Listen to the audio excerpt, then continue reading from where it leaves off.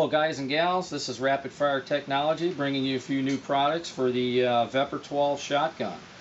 Talk a little bit about this shotgun. It's a beautiful 12 gauge made by the Russians.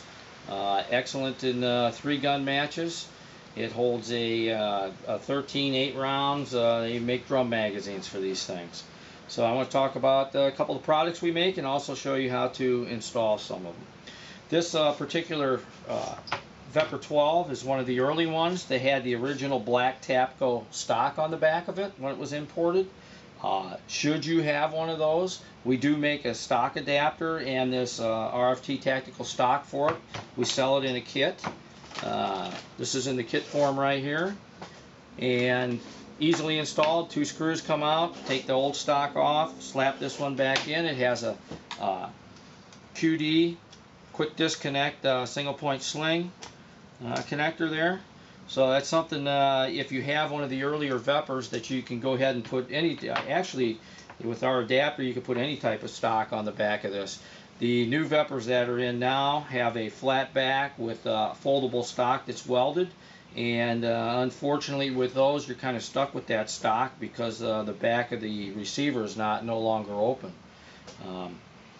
So anyhow, I want to show you, this is a 13-round magazine that they make for the Vepr 12 or for Segas, and we make this rubber protection pad on the bottom, bumper pad, as you can see right here.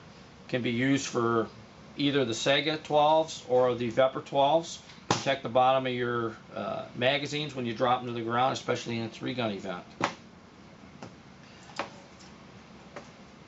This is the Vepr 12 handguard. This is the lower handguard that goes on here. This is made out of 6061 T6 aluminum.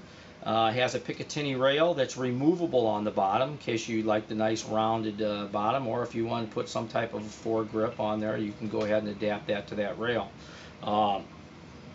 Again, this is finished in John Norrell's semi-matte finish, beautiful finish that matches the Vepr quite well. And I want to show you how to install this on the firearm. First thing you always want to do before we do any work on a firearm is make sure that it's unloaded. As you can see, the magazine has gone out of the magazine well. We're going to go ahead and cycle our bolt here and make sure that there's nothing in the chamber. Visually inspect that there's nothing in the barrel in the chamber. So this gun is safe to go ahead and start working on. First thing we want to do is make sure the bolt is forward. We're going to go ahead and pop this back cover. So you notice it clips up. You're going to pull out the recoil spring. And we're going to pull the bolt out, bolt assembly. Alright, at this point, I like to use a little crescent wrench. The front lever here has to be popped up. Once you get that up, you can go ahead and remove the top handguard.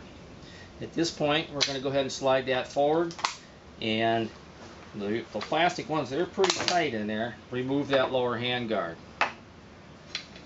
Okay, when you take this out, as you pop this up, the gas piston is in here and it may fall off, so make sure that you get that put back in the right direction. Alright, the RFT handguard, pretty simple the way it goes on.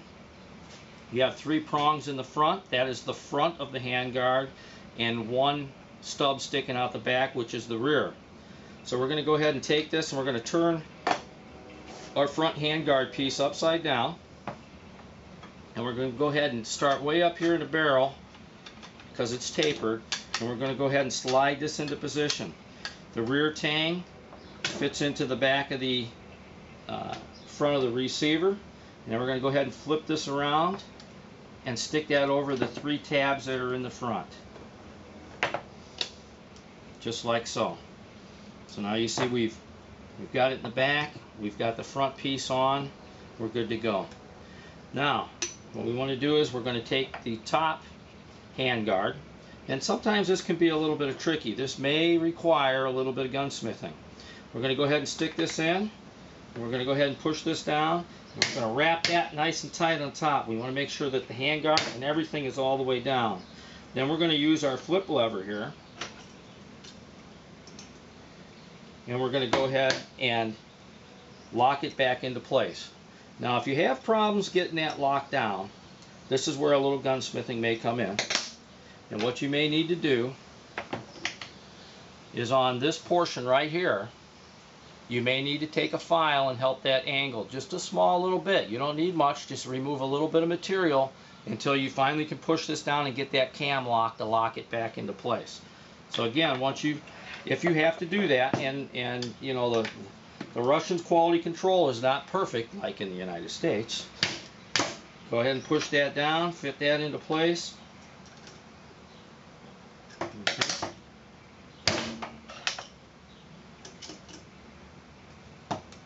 And just go ahead and lock that back down. Be careful not to nick your handguard with that wrench if you do that.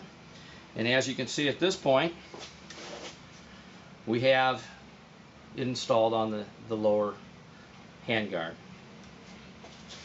And then we just reverse the pattern to put the gun back together. Could put your bolt assembly back in. Recoil spring.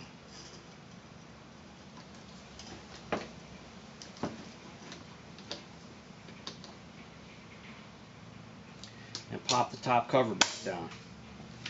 There you have it, folks. RFT aluminum handguard on the front of the Vepr. Makes it very nice to handle. Gives it a nice feel. Again, for some of you, you may want to take that Picatinny rail off. Get a nice round grip on the bottom of that, or you may want to put a forearm on there, or any other type of grip to assist you in firing the firearm. You can find all these products at RapidFiretek.com. Please come and visit us. Thanks for visiting our video, and you guys stay safe out there. Keep your powder dry.